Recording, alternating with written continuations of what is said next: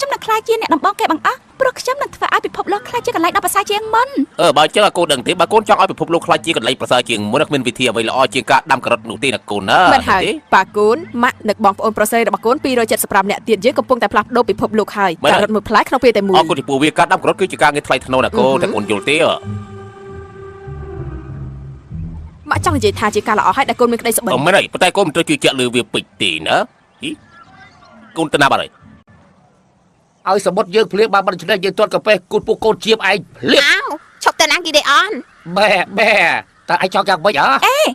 អញធ្វើបាបគេឈប់ភ្លាមយើងពេលឯងស្ថានស្អាតផងកូនសរសៃឲ្យរស់នៅកន្លែងឈួតណាមួយដែលឯងគិតថាកូនសរសៃខ្លាយជាប៉ូលីសនោះចាប់សងសម្បត្តិទៅមិត្តភក្តិយើងវិញភ្លាមមកយកវាមកប៉ុន្តែសូមប្រយ័ត្នផលព្រោះយើងជាកញ្ជ្រោងហើយឯងធ្លាប់បាននិយាយក្នុងការសម្ដែងឈួតរបស់ឯងយើងគឺជាសត្វកាយសាហាវដែលធ្លាប់ស៊ីសាច់ទុនខ្សោយជាចំណី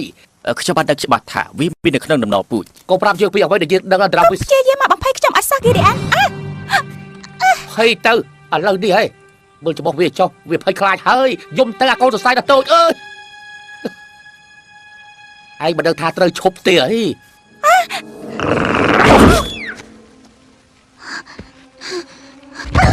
យើងចង់ឲ្យឯងចាំថាពេលនេះហើយដល់ពេលក្រោយទៀតឯងនឹងនឹកឃើញថាមិនអាចធ្វើអ្វីបានទៀតក្រៅពីជាកូនសរសៃលប់នៅចំការការ៉ុតតែបណ្ដោះឯងវត្តជាអត់មែនទេតែឯងអត់អីទេហ៎ជូឌីចាខ្ញុំអត់អីទេ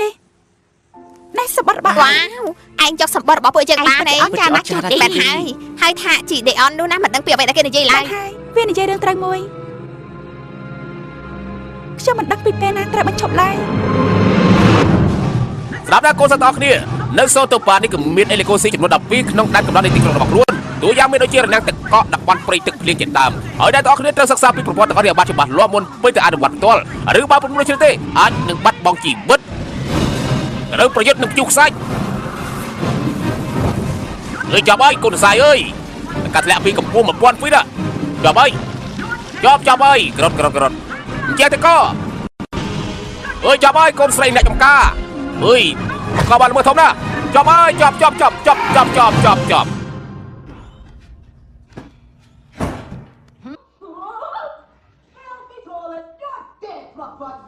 ជប់ហើយត្រឡប់ទៅផ្ទះវិញទៅកូនតសៃអើយគេមិនដែលមានប៉ូលីសជាកូនតសៃទេ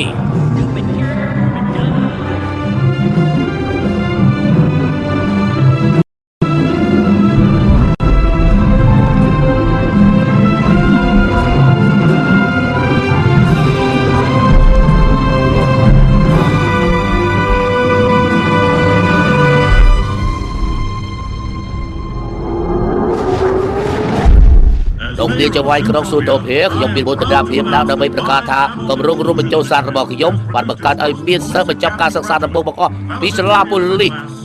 អ្នកដែលឡើងថ្លៃសន្ទរកថាបញ្ចប់ការសិក្សាពីខាងសាលាគឺមន្ត្រីទស្សនដំបូងគេបង្អស់ ZPD ជូភីហៅ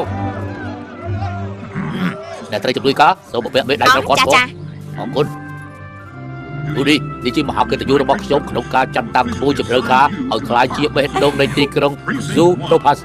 តំបន់ទី1កណ្ដាលទីក្រុង